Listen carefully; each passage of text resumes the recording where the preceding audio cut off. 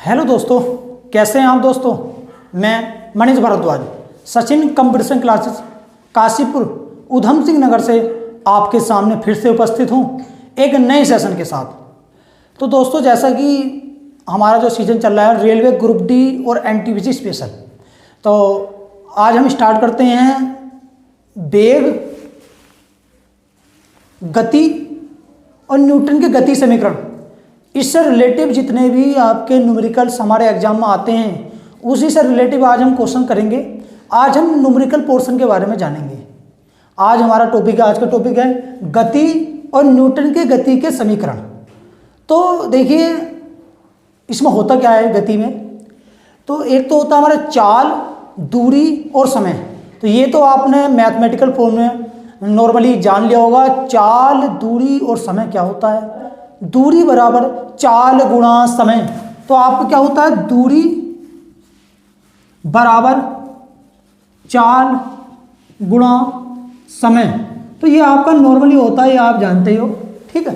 तो आज हम बात करते हैं गति के समीकरण, किस प्रकार हम न्यूमेरिकल में गति के समीकरण का प्रयोग करते हैं, ठीक है। तो आज हम गति के समीकरण के बारे में जानेंगे, उससे रिलेटिव जितने भी क्वेश्चन हैं। तो हमने जो क्वेश्चन जो पुटअप करे हैं, जो प्रीवियस ईयर में जो रेलवे ग्रुप डी और एनटीपीसी में जो भी आपके न्यूमेरिकल्स आए हैं वो क्वेश्चन पुटअप करे हैं एनसीईआरटी 9th और हाई स्कूल से। 9th और हाई स्कूल से जो लेवल वाले जो क्वेश्चन हैं वो हमने लिए हैं, क्योंकि जो हमारा जो रेलवे का जो सिलेबस है उसमें साफ तौर से लिखा हुआ है कि 9th और हाई स्कूल से का पैटर्न आएगा, ठीक है। 9th और हाई स्कूल से रिलेटिव जो क्वेश्चन हैं जो हमारे न्यूमेरिकल्स के हैं, साइंस के, वो क्वेश्चन हमारे आएंगे। तो हमने जो है एनसीईआरटी बुक और एनसीईआरटी एग्जाम्पलर, यहाँ से जितने भी आपके क्वेश्चन हैं वो हमने जो अच्छे अच्छे क्वेश्चन हैं वो हमने लिए हैं, ठीक है।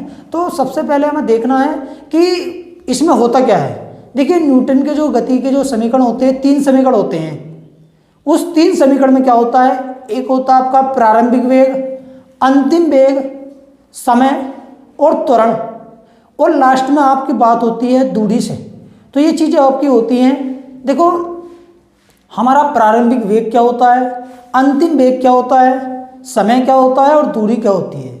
कहाँ पर हम किस नियम का यूज करेंगे, हम किस चीज़ से पहचानेंगे कि ये चाल है और ये समय है और ये दूरी है। तो सबसे पहली बात तो हमें मात्रक का ज्ञान होना बहुत आवश्यक है। जैसे मीटर प्रति सेकंड स्क्वायर, आपका अगर मात्रक कहीं आ गया है मीटर प्रति सेकंड स्क्वायर, या आपको लिख दिया जाए मीटर सेकंड की घात -2, इस प्रकार लिख दिया जाए, तो ये जो आपके मात्रक होते हैं त्वरण के, त्वरण को हम प्रदर्शित करते हैं स्मॉल ए से। किससे प्रदर्शित करते हैं, स्मॉल ए से। अगर आपका मात्रक लिखा जाए मीटर प्रति सेकंड, तो मीटर प्रति सेकंड लिखा जाए, या नॉर्मली तौर से इस प्रकार लिखा हुआ है मीटर सेकंड इनवर्स। तो ये जो मात्रक आपका होता है ये आपका मात्रक होता है वेग का। प्रारंभिक वेग का भी यही मात्रक होगा और अंतिम वेग का भी यही मात्रक होगा। अगर कहीं लिखा हुआ आएगा नॉर्मली सेकंड, मिनट या घंटा, तो ये आपका मात्रक होता है समय का। और आपका कहीं मीटर, किलोमीटर या सेंटीमीटर लिखा हुआ आ गया तो ये मात्रक होता है आपका दूरी का। दूरी को हम एस से प्रदर्शित करते हैं। जो न्यूटन के जो नियम हैं यहाँ पर हम दूरी को प्रदर्शित करेंगे एस से, ठीक है। तो आज हम देखते हैं गति के समीकरण। देखो नॉर्मली किस प्रकार के गति के समीकरण होते हैं आपके। देखो गति के 3 समीकरण होते हैं जिसका हम न्यूमेरिकल करते हैं, ज़्यादातर न्यूमेरिकल में जिसका हम प्रयोग करेंगे। गति के 3 समीकरण होते हैं। तो कौन कौन से समीकरण होते हैं गति के, देखिए आप देखिए। प्रथम समीकरण होता है आपका v बराबर u plus A T. v बराबर u प्लस ए टी, ये होता आपका गति का प्रथम समीकरण। एक होता आपका s बराबर U T plus half A T square. U T plus half, half का मतलब हो गया 1/2 ए टी स्क्वायर, ये आपका होता है गति का द्वितीय समीकरण। तीसरा समीकरण क्या होता है तृतीय, v स्क्वायर बराबर u स्क्वायर प्लस 2as, ये होता आपका तृतीय समीकरण। देखिए ये जो आपके समीकरण हैं कहाँ पर हम किसका प्रयोग करेंगे, तीनों समीकरण हमारे याद होने चाहिए। जैसे प्रथम समीकरण होता है आपका v बराबर u प्लस ए टी, यहाँ पर अंतिम वेग v है, प्रारंभिक वेग u है, a आपका त्वरण है और t आपका समय है। अब हम यहाँ पर आते हैं गति के द्वितीय समीकरण में, s आ गया। एस क्या है, दूरी। जब हमें दूरी निकालनी हो तो हम द्वितीय समीकरण या तृतीय समीकरण का प्रयोग करते हैं, मगर हमें सबसे पहले जानकारी होती है कि हमारे पास किस किस चीज़ के मान दिए हुए हैं। जैसे आपके पास प्रारंभिक वेग, समय और त्वरण दिया हुआ है। प्रारंभिक वेग, समय और त्वरण आपको अगर दिया हुआ है तो आप द्वितीय समीकरण लगाओगे। अगर आपको अंतिम वेग और प्रारंभिक वेग दिया हुआ है और आपको दिया हुआ है त्वरण, तो आप तृतीय समीकरण लगाओगे। देखिए जैसे हमारा त्वरण होता है, त्वरण को हम क्या बोलते हैं, अगर डेफिनेशन से बात करी जाए, हम बोलते हैं वेग परिवर्तन की दर। वेग परिवर्तन की दर त्वरण कहलाती है। वेग परिवर्तन का मतलब क्या होता है, अंतिम वेग और प्रारंभिक वेग का अंतर। अंतिम वेग और प्रारंभिक वेग का अंतर कहलाता है वेग में परिवर्तन। और परिवर्तन में आपको दर से प्रदर्शित कर रहा है। दर का मतलब होता है समय से। अगर आप बात करोगे त्वरण की तो आप डायरेक्टली लगा दोगे b माइनस यू बटे टी। b माइनस यू बटे टी, इसका मतलब हो गया वेग परिवर्तन की दर त्वरण कहलाती है, जिसका मात्रक क्या होता है, मीटर प्रति सेकंड स्क्वायर है। ठीक है, तो ये आपका होता है त्वरण का मात्रक। त्वरण को आप ये जो हमने यहाँ जो लिखा है, ये हमने कहाँ से जाना है, प्रथम नियम के द्वारा। किसके द्वारा जाना है, गति के प्रथम समीकरण के द्वारा। या आप कह सकते हो साधारण भाषा में कि न्यूटन का गति का जो प्रथम समीकरण है वो आपका आया है त्वरण के नियम से। त्वरण का नियम क्या होता है, वेग परिवर्तन की दर त्वरण कहलाती है। ठीक है, तो ये तो आपके नॉर्मली डेफिनेशन है जो आपको पता होनी चाहिए। देखो फिलहाल हम सबसे पहले जो हम न्यूमेरिकल करते हैं, तो न्यूमेरिकल करने से पहले हमें जानकारी होनी चाहिए सभी के बारे में कि त्वरण होता क्या है, वेग, प्रारंभिक वेग को हम किस प्रकार देखेंगे कि प्रारंभिक वेग है, अंतिम वेग को हम किस प्रकार जानेंगे कि ये अंतिम वेग है, समय की डेफिनेशन क्या होती है, समय को हम कैसे जानेंगे, और हम किस प्रकार जानेंगे दूरी निकालना। ठीक है, तो पहले हम ये जानकारी ले रहे हैं, उसके बाद हम न्यूमेरिकल करेंगे जो हमारे प्रीवियस ईयर में आए हैं और आपके एनसीईआरटी और एनसीईआरटी एग्जाम्पलर के जो क्वेश्चन है वो हमने पुटअप करेंगे। ठीक है, तो हम बात करते हैं प्रारंभिक वेग की। देखो प्रारंभिक वेग, आपका जो प्रारंभिक वेग होता है उसको प्रदर्शित करते हैं हम u से। आपका जो अंतिम वेग होता है उसे प्रदर्शित करते हैं v से। अब हम देखते हैं प्रारंभिक वेग और अंतिम वेग में किस प्रकार होता है परिवर्तन। यदि कोई वस्तु विराम अवस्था में है, यदि कोई वस्तु विराम अवस्था में स्थित है, तो आप कह सकते हो विराम अवस्था का मतलब होता है वो इस समय रुकी हुई है। तो आप कह सकते हो प्रारंभिक वेग हो गया शून्य। आप कहोगे u बराबर 0 और v का वो कोई ना कोई मान देगा या बोलेगा वेग ज्ञात कीजिए। आपसे क्वेश्चन कहेगा किसी कोई वस्तु विराम अवस्था में है, 3 सेकंड बाद 4 मीटर प्रति सेकंड स्क्वायर का त्वरण उत्पन्न हो जाता है, अंतिम वेग ज्ञात कीजिए।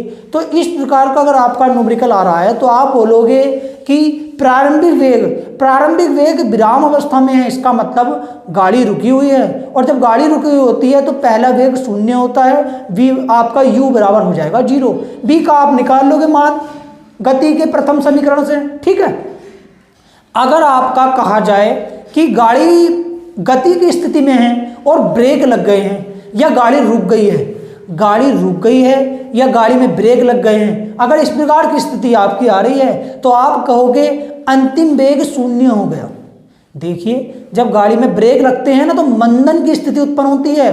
किसकी उत्पन्न होती है स्थिति, मंदन की। मंदन क्या होता है, जब आपका त्वरण कम हो जाए या माइनस में आ जाए। अगर आपका त्वरण कम हो जाए या माइनस में आ जाए तो आप कहोगे मंदन की स्थिति है, तो वहां आप a का मान माइनस में लगाओगे। अगर आपका त्वरण माइनस में आ रहा है तो आप बोलोगे मंदन की स्थिति है, माइनस में आपका हो जाएगा। ठीक है, तो ये तो आपके नॉर्मली चीज होते हैं। प्रारंभिक वेग u, अंतिम वेग v, त्वरण होता a, दूरी होती s और समय होता t से। मात्रक हमारी सभी की याद होनी चाहिए। कभी कभी क्या होता है मात्रक से पहचान लेते ये है क्या चीज। ठीक है, फिर हम न्यूमेरिकल करते हैं उसके। ठीक है, तो आज हम बात करते हैं गति और गति के समीकरण, जो न्यूटन के जो समीकरण हैं उससे रिलेटिव आपके कौन कौन से क्वेश्चन आए हैं हमारे एग्जाम में। ठीक है, तो हम बात करते हैं। देखिए और भी आपके कुछ टॉपिक होता है इसमें। ठीक है, तो धीरे धीरे हम सभी टॉपिक के बारे में जैसे जैसे क्वेश्चन आप करोगे तो उस क्वेश्चन के बारे में जैसे हम क्वेश्चन पुटअप करेंगे तो उस क्वेश्चन को करते करते हम और भी जो इसके नियम होते हैं वो हम जानेंगे। ठीक है। तो ये जो गति के जो समीकरण होते हैं ये आपके यहाँ पर कुछ चेंजिंग आ जाती। कब चेंजिंग आती, देखिए चेंजिंग कब आती है, चलिए उसको तो हम देखेंगे बाद में कब चेंजिंग आती। प्रारंभ में हम जो हमारे न्यूमेरिकल हैं, जो हम न्यूमेरिकल करेंगे, हम न्यूमेरिकल देखते हैं, ठीक है। तो प्रारंभ करते हैं प्रथम न्यूमेरिकल। देखिए कोई क्वेश्चन है आपका, कोई कार प्रथम 30 किलोमीटर की दूरी 40 किलोमीटर प्रति घंटे की एक समान चाल से तय करती है। तो 30 किलोमीटर की दूरी हो गई और चाल कितनी हो गई, 40 किलोमीटर प्रति घंटा, ठीक है। आगे चलते हैं। अगली 30 किलोमीटर की दूरी 20 किलोमीटर प्रति घंटे की एक समान चाल से तय करती है। तो देखिए अगली 30 किलोमीटर की दूरी, यहाँ पर आपने देखा आपको निकालना है औसत चाल। क्या निकालनी है आपको, औसत चाल आपको निकालनी है। एक चीज देखिए, अगर आपकी दूरी समान है, अगर आपकी दूरी समान है और चाल दे रखी है आपको, यहाँ भी 30 किलोमीटर की दूरी है और चाल दे रखी है 40 किलोमीटर प्रति घंटा, फिर आपकी दूरी कितनी दे रखी है 30 किलोमीटर की और आपको चाल दे रखी है 20 किलोमीटर प्रति घंटा।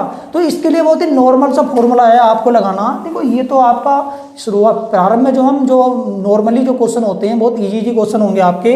किस प्रकार करेंगे, आपका फॉर्मूला क्या होता, 2xy बटे x प्लस वाई, 2xy बटे x प्लस वाई। जब आपकी दूरी बराबर होती है और आपको औसत चाल निकालनी है तो आपका होता है 2xy बटे x प्लस वाई। ये आपने मैथमेटिकल फॉर्मूला देखा है, ठीक है। तो देखिए आप कैसे देखेंगे, आपका एक चाल तो आपकी कितनी है 40, देखिए आपकी एक चाल कितनी है 40 और दूसरी चाल कितनी है 20 और यहाँ पर आप देखो x प्लस वाई मतलब 40 प्लस 20 और 40 20 कितने हो गए आपके 60। और आप सोल्व कीजिए, देखो 20 से काटिए, 20 दिया 60, कितना आ गया 40 दूनी 80 बटे 3 और 80 बटे 3 का मतलब होता है आपका 26 सही 2 बटे 3। या आप कह सकते हो 26.67 किलोमीटर प्रति घंटा। यहाँ पर किलोमीटर प्रति घंटा दे रखा तो आपका किलोमीटर प्रति घंटा ही होगा, 26.67 किलोमीटर प्रति घंटा, ठीक है। ये आ गया आपका। तो ये आपका देखो ये तो नॉर्मल क्वेश्चन था हमारा। यहाँ पर आपकी दूरी देखो, अगर आपकी दूरी बराबर दे रखी है और दो चाल दे रखी हैं तो हम क्या करते हैं, हम एक नॉर्मल फॉर्मूला लगाते हैं और वहां से आपकी आ जाती है औसत चाल, ठीक है। अब अगले क्वेश्चन पर आते हैं। अगला क्वेश्चन क्या है आपका, देखिए एक कार का वेग 100 मीटर प्रति सेकंड से 40 मीटर प्रति सेकंड हो जाता है। एक कार का वेग 2 सेकंड में 100 मीटर प्रति सेकंड से 40 मीटर प्रति सेकंड हो जाता है। कार का औसत वेग ज्ञात कीजिए। देखो यहाँ तो ये तो बहुत ही नॉर्मल क्वेश्चन हो गया आपका, औसत वेग पूछ रहा है। तो जब हम दो संख्याओं का औसत निकालते क्या होता, पदों का योगफल बटे पदों की संख्या, पदों का योगफल बटे पदों की संख्या। तो कितना है 100 और 40 है, आपको 100 और 40 का औसत निकालना। कैसा करोगे, 100 प्लस 40 बटे 2 तो कितना हो गया आपका 70 आ गया। कितना आ गया 70। किस प्रकार देखो 100 में 40 जोड़ोगे 140, 140 बटे 2 और 2 से भाग करोगे कितना आ गया 70। तो आपका इसका मात्रा कितना दे रखा है ना मीटर प्रति सेकंड, तो आपका आ गया 70 मीटर प्रति सेकंड, ठीक है। तो ये आपका ये भी नॉर्मल क्वेश्चन था, क्या आ गया आपका 70 मीटर प्रति सेकंड। आगे चलते हैं, आगे क्वेश्चन है आपके। अगला क्वेश्चन देखते हैं। देखिए अगला क्वेश्चन है आपका, एक रेलगाड़ी स्टेशन से चलना प्रारंभ करती है तथा एक समान त्वरण के साथ चलते हुए, देखिए जब आपका आ जाए चलना प्रारंभ करती है तो इसका मतलब वो प्रारंभ में विराम अवस्था में थी।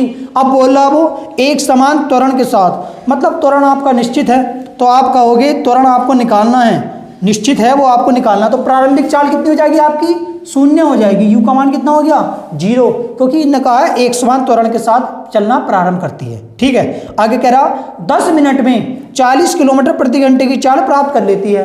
10 मिनट में 40 किलोमीटर प्रति घंटे की चाल प्राप्त कर लेती है। देखो आपका क्या है 10 मिनट, क्या है आपका 10 मिनट, तो ये क्या हो गया आपका 10 मिनट, ये क्या हो गया आपका समय।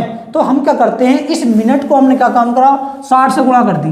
देखिए हमने इसको चेंज कर लिया सेकंड में, कितना आ गया 600 सेकंड आ गया, 600 सेकंड।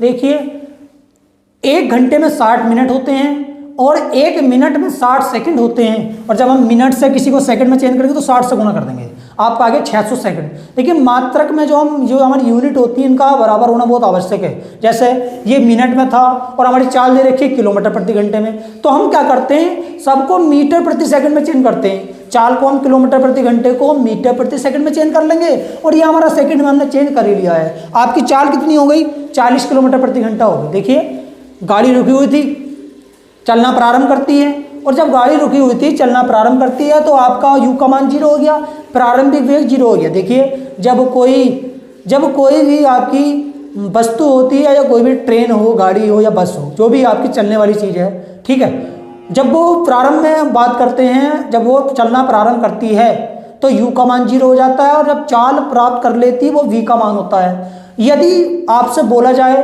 कि चाल अंत में जाकर वो रुक गई या ब्रेक लग गया तो वहां पर आप क्या करोगे, अंतिम वेग 0 हो जाएगा और u का मान कोई ना कोई वो जरूर देगा। तो यहाँ पर कितना दे रखा है ना, v का मान 40 किलोमीटर प्रति घंटा, v बराबर कितना दे रखा है ना, 40 किलोमीटर प्रति घंटा। अब हम देखते हैं हमसे क्या निकालना चाह रहे हैं, वो कह रहा है तो उसका त्वरण ज्ञात कीजिए, आपसे पूछ रहा है उसका त्वरण ज्ञात कीजिए, आपको निकालना है त्वरण। त्वरण क्या होता है, ए निकालना। तो सबसे पहले आपको क्या करना है, 1 किलोमीटर प्रति घंटे में है, आपको क्या करना, मीटर प्रति सेकंड में चेंज करना है। देखिए एक नॉर्मल सी चीज होती है, नॉर्मल सी चीज क्या होती है, जब हम किलोमीटर प्रति घंटे को मीटर प्रति सेकंड में चेंज करते हैं तो हम 5/18 से गुणा कर देते हैं, और जब हम मीटर प्रति सेकंड को किलोमीटर प्रति घंटे में चेंज करते हैं तो हम 18/5 से गुणा करते हैं। तो यहाँ कहाँ से गुणा करेंगे हम, 5/18, किससे गुणा करेंगे, 5/18 से। करो देखो, काटो इसको, कहाँ से काटोगे, 2 से काट लो, 9 दूनी 18, 20 दूनी 40, कितना आ गया आपका 100/9, 100/9 मीटर प्रति सेकंड। तो आपको निकालना क्या है, त्वरण निकालना है। और हमने आपको क्या बताया था, त्वरण निकालने के लिए क्या होता है, वेग परिवर्तन की दर। तो क्या हो जाएगा, v माइनस यू बटे टी, v माइनस यू बटे टी, वेग परिवर्तन की दर त्वरण कहलाती है। निकालिए भाई, v का मान कितना, 100/9, और u का मान तो आपका 0 हो गया, और t का मान कितना दे रखा है ना, 600, कितना दे रखा, 600। देखो ये तो आपका 0 हो गया, तो इससे कोई मतलब ही नहीं है आपका क्या आ जाएगा, 100 आ जाएगा यहाँ पर, और ये 9 क्या हो जाएगा, नीचे आ जाएगा आपका, क्या आ जाएगा, 600 × 9, ये कट गया आपके, कितना आ गया, 9 × 54, 1/54 आ गया। और 1/54 क्या हो गया आपका, इसका मात्रा कितना होता है, मीटर प्रति सेकंड स्क्वायर, तो आपका आ गया मीटर प्रति सेकंड स्क्वायर। ठीक है, देखो हमने जो क्या काम करा है, हमने त्वरण निकाल लिया, और त्वरण क्या होती है, वेग परिवर्तन की दर। जितने वेग परिवर्तन की दर होगी उतना ही आपका त्वरण आएगा। तो आपका त्वरण कितना आ गया, 1/54 मीटर प्रति सेकंड स्क्वायर। देखिए इस क्वेश्चन में आपके क्या होता है, ऑप्शन तो नहीं है। ऑप्शन क्यों नहीं है, क्योंकि आपके एनसीईआरटी बुक से आपके पुटअप किए गए क्वेश्चन है, और एनसीईआरटी एग्जाम्पलर से कुछ हम क्वेश्चन ले रहे हैं। उसके बाद जो हमारे प्रीवियस ईयर में क्वेश्चन आएंगे उसके आपको ऑप्शन भी मिलेंगे करने के लिए। ठीक है, ये तो आपके नॉर्मली जो हमारे 9th और हाई स्कूल में जो क्वेश्चन होते हैं हम आपको वो करा रहे हैं। ठीक है, इसके करने से क्या होगा, जो आपका बेस जो होता है, बेस के बारे में जो हमारा बेस मजबूत होगा, और जब बेस मजबूत होगा तो जब हम इसके बारे में जान लेंगे ना, जब हम इसके बारे में जान लेंगे तो जो हमारे क्वेश्चन जो प्रीवियस ईयर में आए हैं वो तो बहुत आसान हो जाएंगे करने, वो तो इनके मुकाबले बहुत हल्के आते हैं। ठीक है, तो पहले हम इनको जानते हैं, बाद में उसको जानेंगे। ठीक है, तो आपका अगला क्वेश्चन देखते हैं। अगला क्वेश्चन क्या है, देखिए साफ करते हैं पहले इसको। तो नॉर्मली क्वेश्चन है आपके, ज़्यादा लेंथी क्वेश्चन नहीं आते, बहुत नॉर्मल क्वेश्चन आते हैं। सिर्फ हमें समझना है कि ये कहना क्या चाह रहा क्वेश्चन। देखिए अगला क्वेश्चन क्या है, एक बाइक की चाल 20 सेकंड में 40 किलोमीटर प्रति घंटे से 60 किलोमीटर प्रति घंटा हो जाती है, तो आपको त्वरण निकालना हो। देखिए सबसे पहले इन्होंने बोला 20 सेकंड में, तो 20 सेकंड में बोल रहा है तो किसका मान हो गया, ये टी का मान हो गया 20 सेकंड। टी का मान कितना हो गया, 20 सेकंड में 40 किलोमीटर प्रति घंटे से 60 किलोमीटर प्रति घंटा हो गया। तो आप देखो 40 किलोमीटर प्रति घंटे से 60 हो गया, तो आप देखो एक चीज़ ध्यान रखना, आप क्या करते हैं, ये प्रारंभिक वेग होता है u, अंतिम वेग होता है v, हमें निकालना है त्वरण। त्वरण होती है वेग परिवर्तन की दर।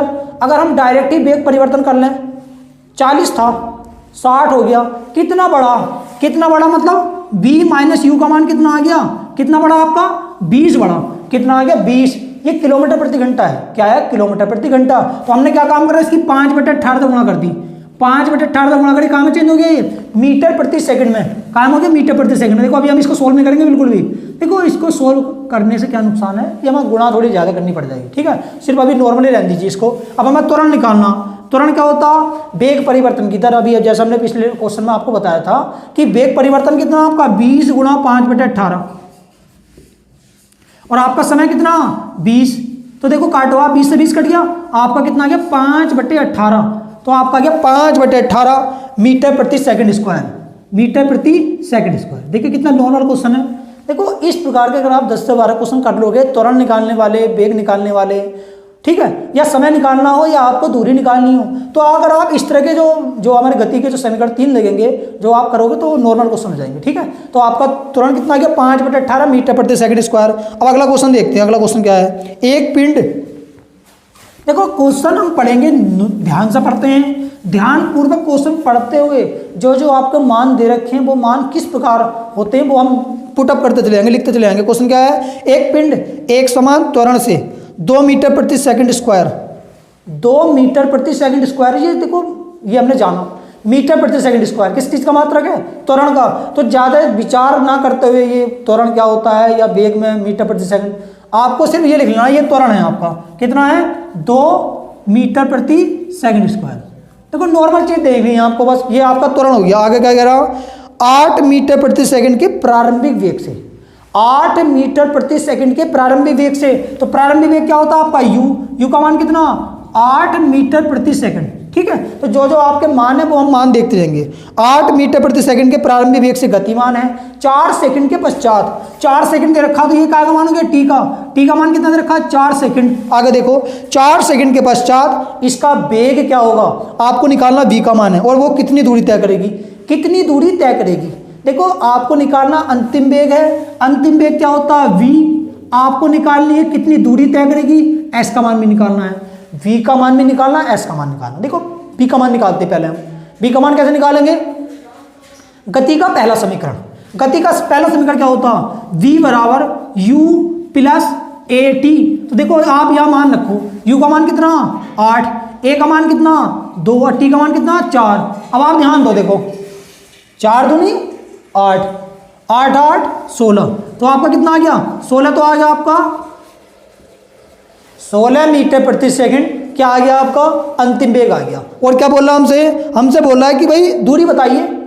देखो दूरी, आप 2 समीकरण हैं आपके, दोनों समीकरण से दूरी निकाल सकते हो। क्या पहला समीकरण आपका होता है s बराबर, देखिए कौन सा होता है पहला समीकरण आपका, s बराबर ut plus half at square, पहला समीकरण तो आपका ये होता है। दूसरा समीकरण क्या होता है, बी स्क्वायर बराबर u स्क्वायर प्लस 2as, किसी से भी निकाल सकते हैं, मगर यहाँ तो डायरेक्ट s निकालना, तो आप ये लगाइए, ये आपका इजी हो जाएगा। देखो ध्यान दो, u का मान कितना रखा, u का मान है 8, t का मान कितना रखा 4 प्लस 1/2, a का मान कितना, a का मान है 2 और t का मान कितना आपका दे रखा 4, तो आपका क्या होगा 4 का स्क्वायर, 4 का स्क्वायर। देखो आप ध्यान दो, 2 से 2 कट गया, 8 चौक 32 हो गया, ये 4 चौक 16 हो गया, ये 32 हो गया, ये 16 हो गया, 32 में 16 जोड़ो कितना आ गया 48, तो आपकी कितनी आ गया 48 मीटर आ गई दूरी, आपकी कितनी आ गई 48 मीटर दूरी। अगला क्वेश्चन क्या देखो, कोई पिंड 10 मीटर प्रति सेकंड के वेग से गतिमान है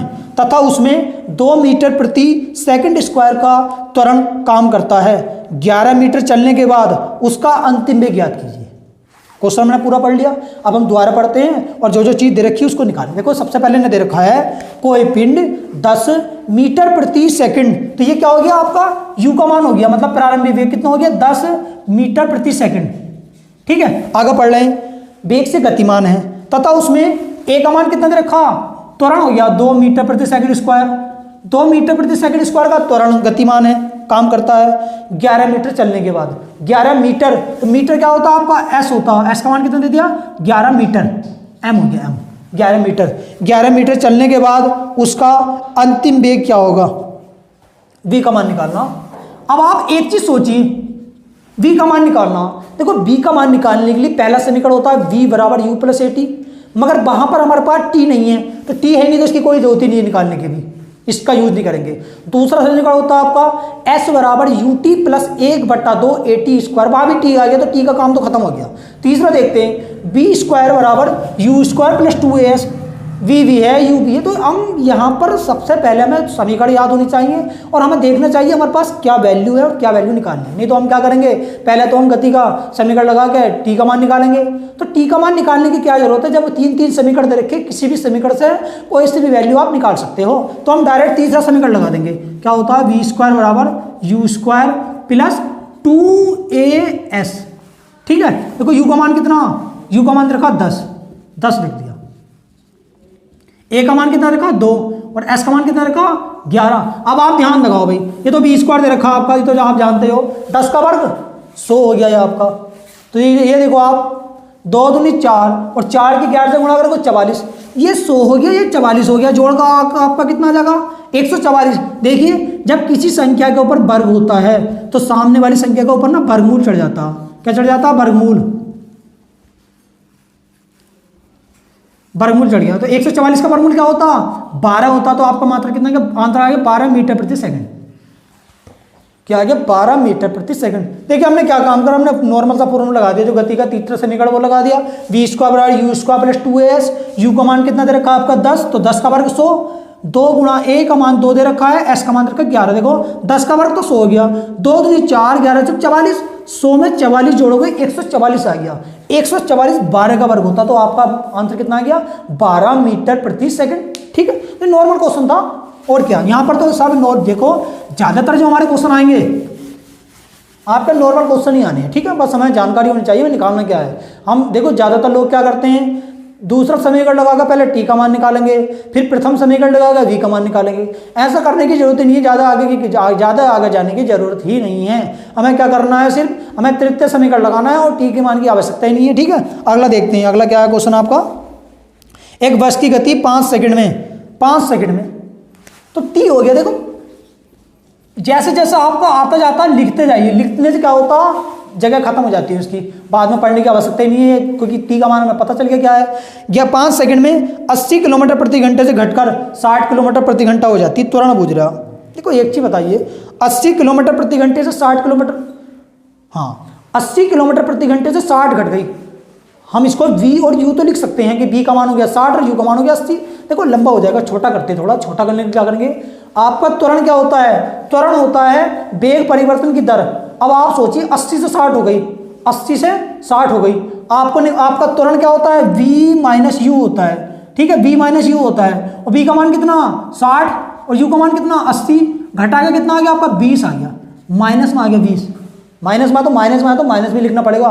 देखो जब आपका वेग कम हो जाता है तो मंदन की स्थिति उत्पन्न होती है, और मंदन का मतलब होता है त्वरण माइनस में है। तो यहाँ पर मंदन की स्थिति है, त्वरण आपका माइनस में आएगा।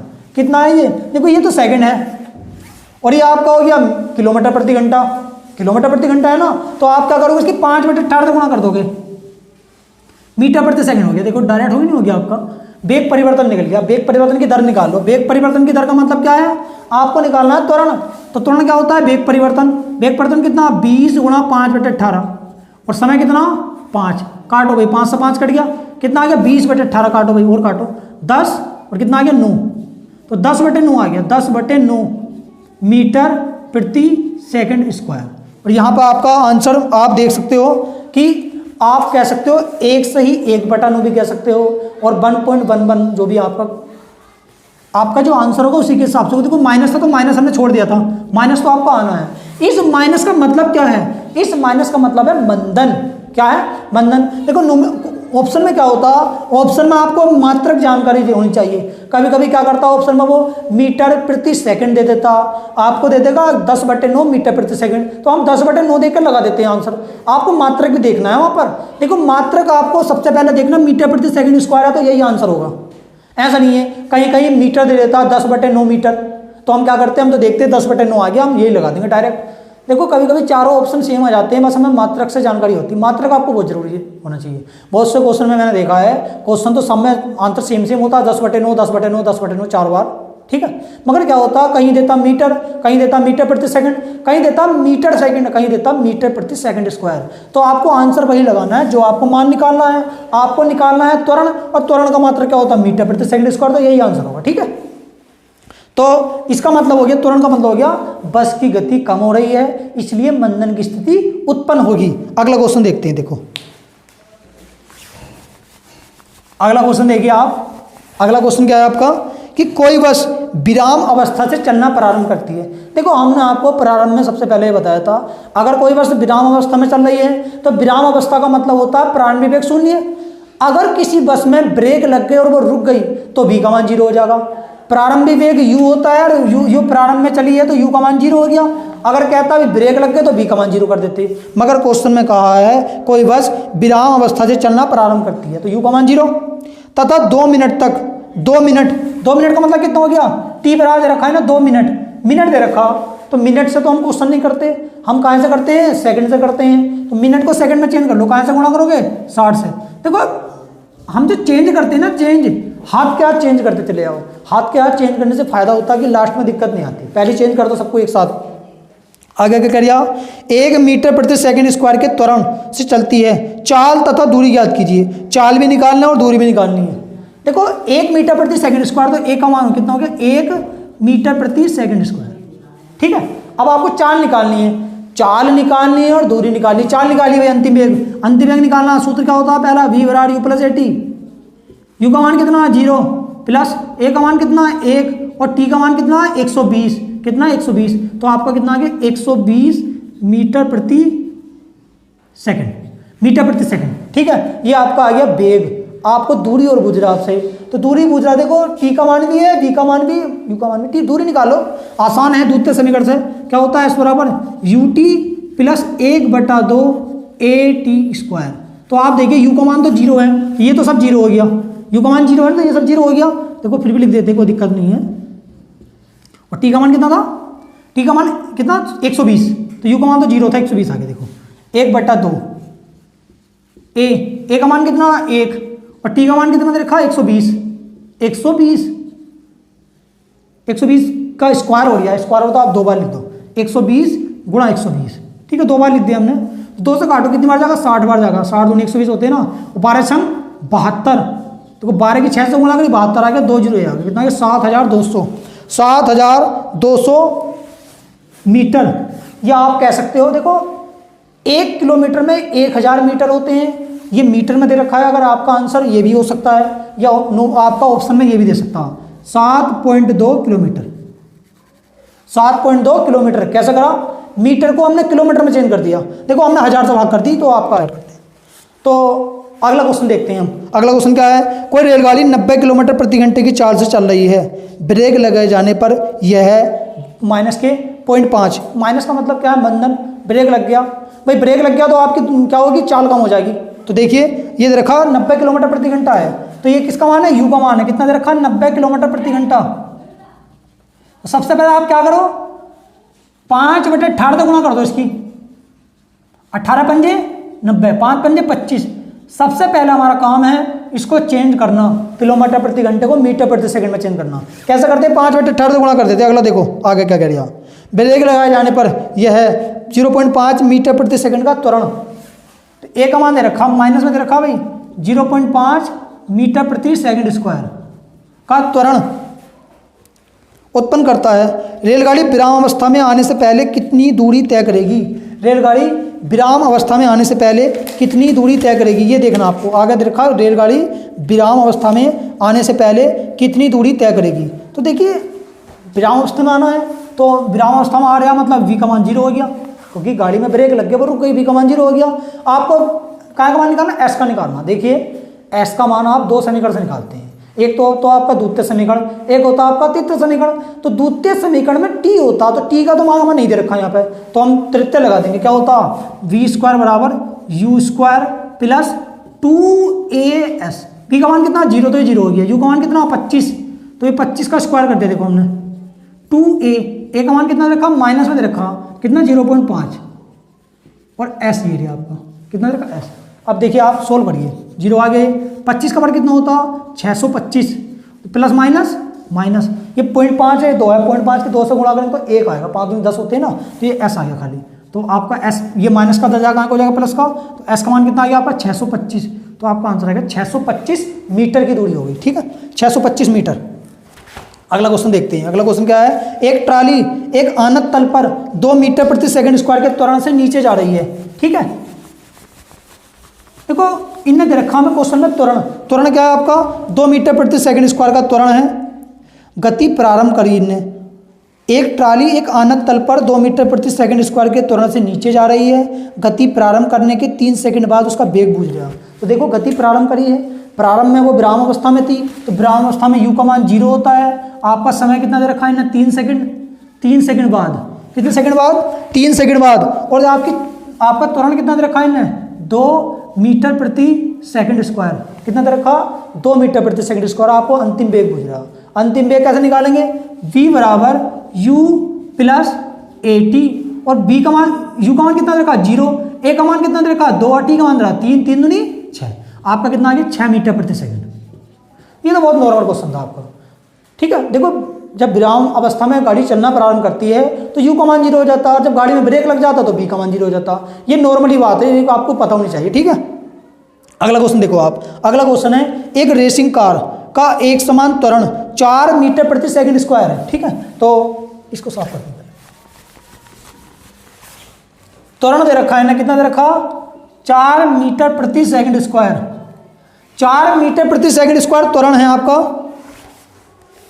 और आगे कह रहा है गति प्रारंभ करने के, देखो जब बात करता गति प्रारंभ करने के तो यू का मान 0 हो जाता, बस ये आपको ध्यान रखना हो।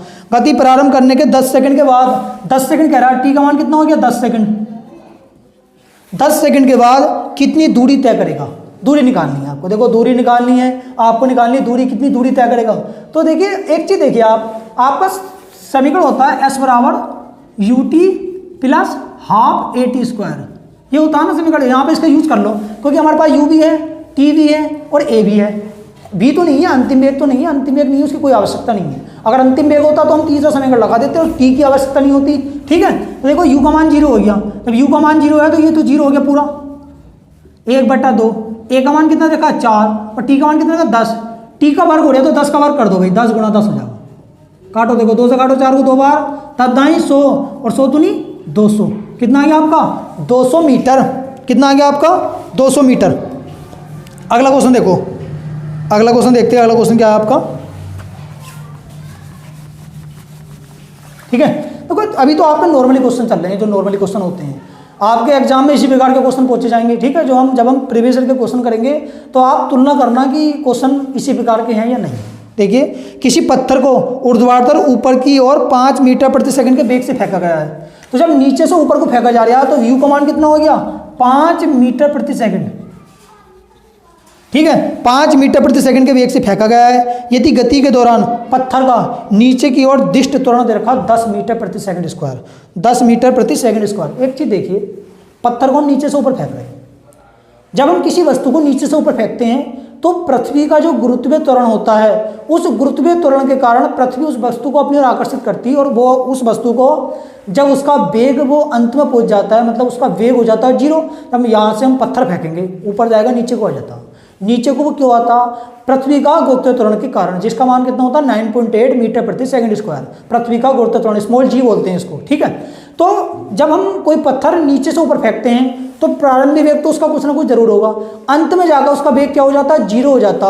इसका मतलब v का मान कितना हो गया 0, फिर वो नीचे को आई, जब हम ऊपर से फेंक रहे नीचे को आ रही है तो वो विपरीत दिशा में आ रही है, तो विपरीत दिशा में इन्हें दे रखा है 5 मीटर प्रति सेकंड के वेग से फेंका जाता है। यदि गति के दौरान पत्थर का नीचे की ओर दिष्ट त्वरण दे रखा, कितना दे रखा है a का मान 10, तो आप खुद सोचो जब नीचे को ओर आ रही है तो ये क्या हो जाएगा मंदन हो जाएगा। मंदन क्यों हो जाएगा भाई, प्रारंभिक वेग तो 5 था, अंतिम वेग 0 हो गया। जब अंतिम वेग 0 हो गया तो मंदन की स्थिति तो अपना आप उत्पन्न होनी है, ठीक है, मंदन हो गया।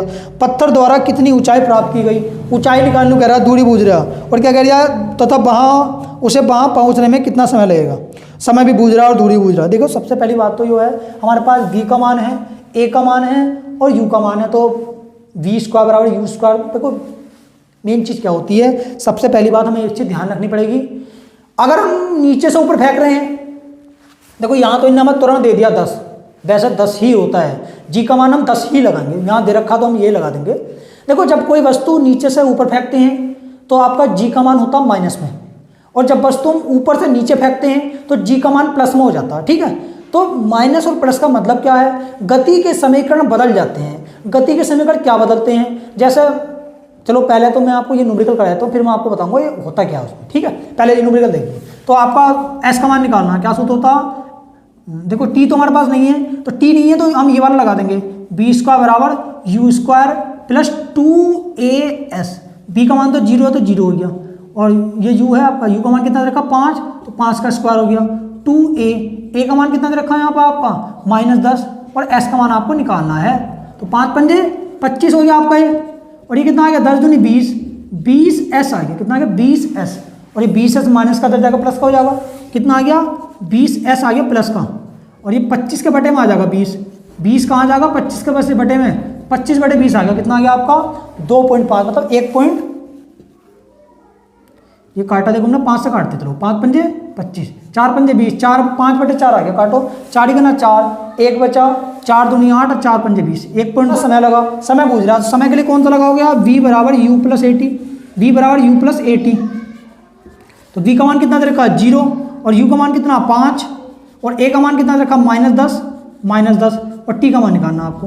तो देखिए ये 10 आपका माइनस का है, इधर आएगा प्लस का हो जाएगा, तो 10t आएगा आपको, क्या आ गया 10t बराबर 5, तो ये 10 क्या होगा 5 के बटे में हो जाएगा, 5/10, 5/10 का मतलब कितना होगा 0.5 सेकंड, 0.5 सेकंड में ऊपर पहुंच गई वस्तु, 0.5 सेकंड, ठीक है। तो ये आपका नॉर्मली क्वेश्चन था इस तरह का, यहाँ पर आपको समय भी निकालना था और दूरी निकालनी थी, ठीक है, दूरी का मतलब हाइट निकालनी थी आपको, तो ये तो आपको हमने इसी नियम से कर दिया।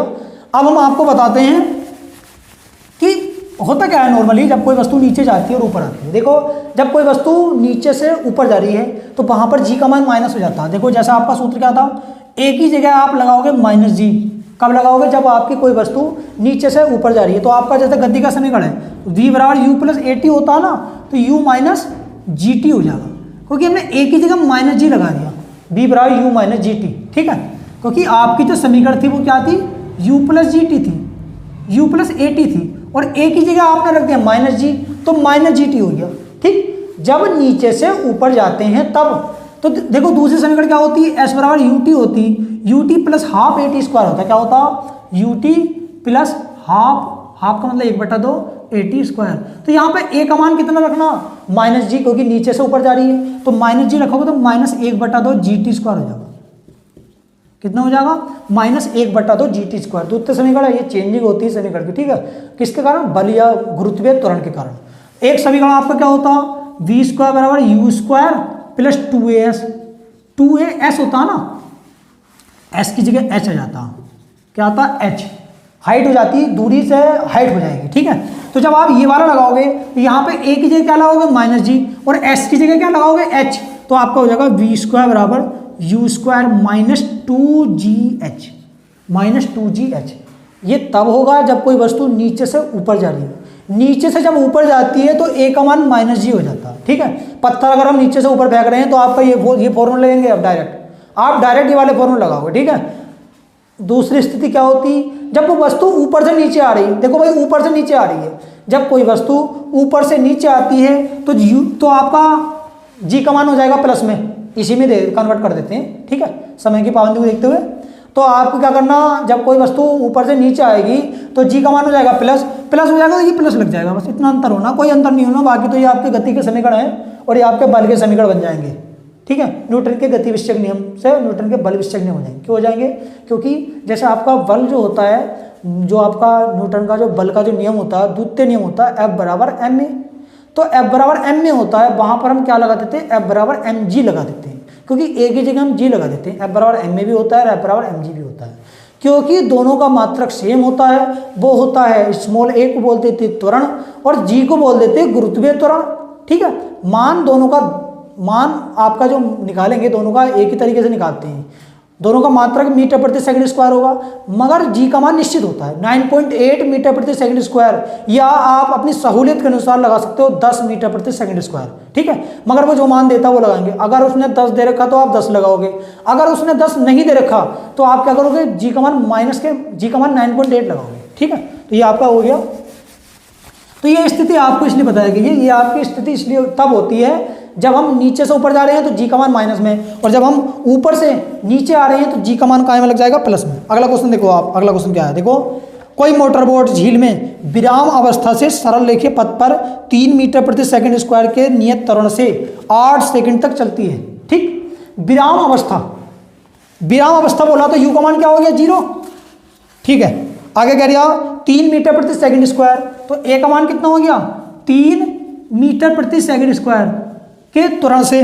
आगे कह दिया 8 सेकंड तक चलती है, तो टी का मान कितना हो गया 8 सेकंड, 8 सेकंड तक चलती है। और कितनी दूरी तय करेगी, दूरी निकालनी, देखो दूरी निकालनी तो आप दूरी नॉर्मली ये वाला सूत्र लगा दो, एस बराबर U T plus half A T square, तो यहाँ तो ए चल लिया, ए लगाएंगे, ठीक है।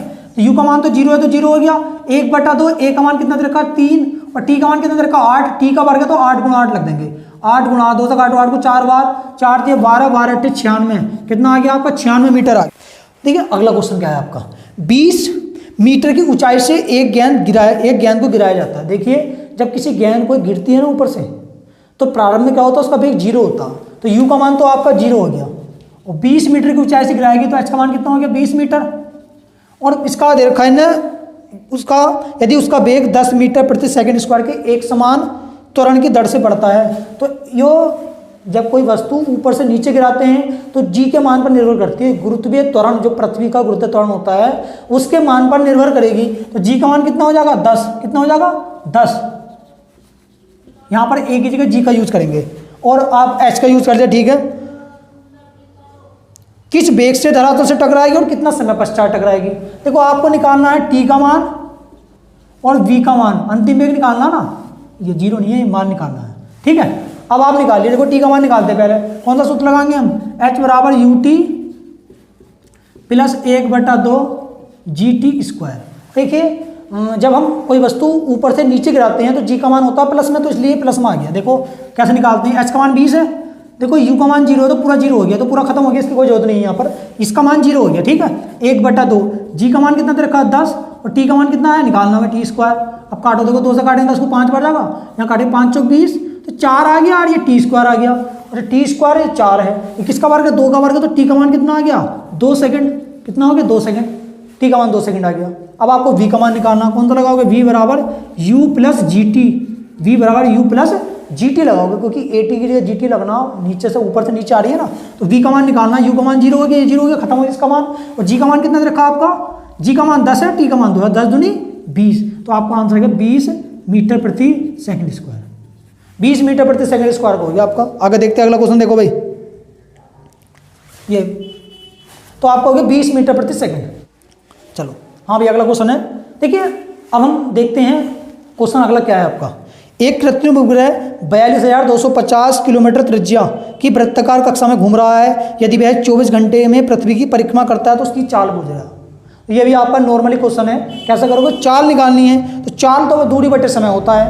अब आप एक चीज सोचिए, जब कोई उपग्रह एक वृत्ताकार कक्षा में घूमता है, देखिए वृत्ताकार कक्षा क्या होती है, ये होती है आपकी, यहां से घूमेगा उपग्रह, तो जब उपग्रह किसी की वृत्ताकार कक्षा में घूमता है तो ये जो होती है इसकी वृत्त की परिधि कहलाती है। क्या कहलाती, वृत्त की परिधि, ठीक है।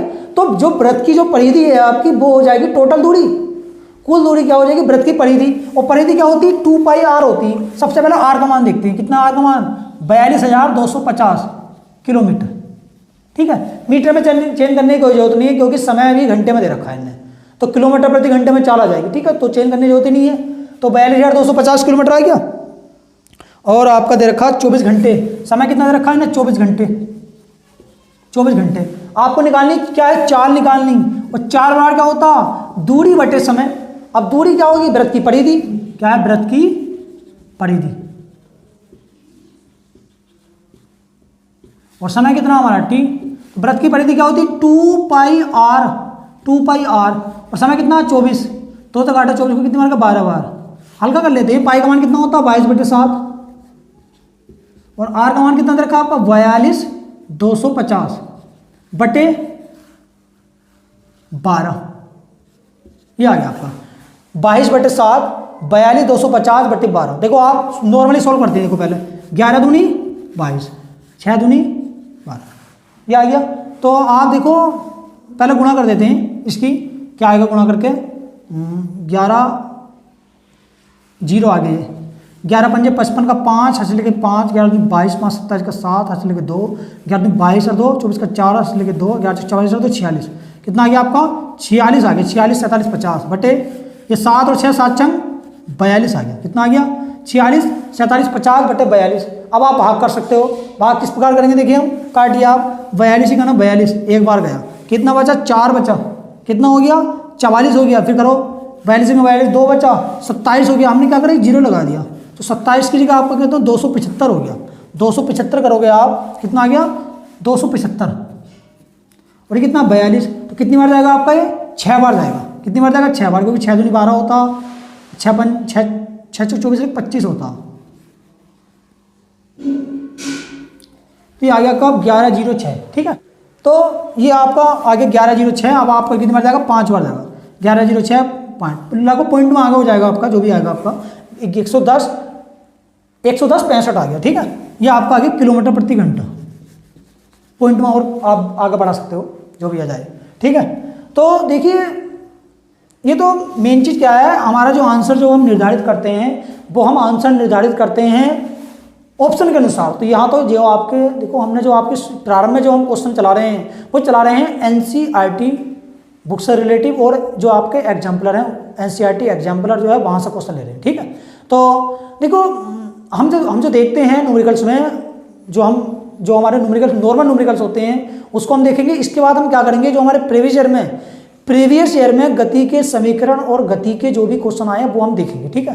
तो आज के लिए इतना ही, ठीक है। तो जय हिंद जय भारत दोस्तों।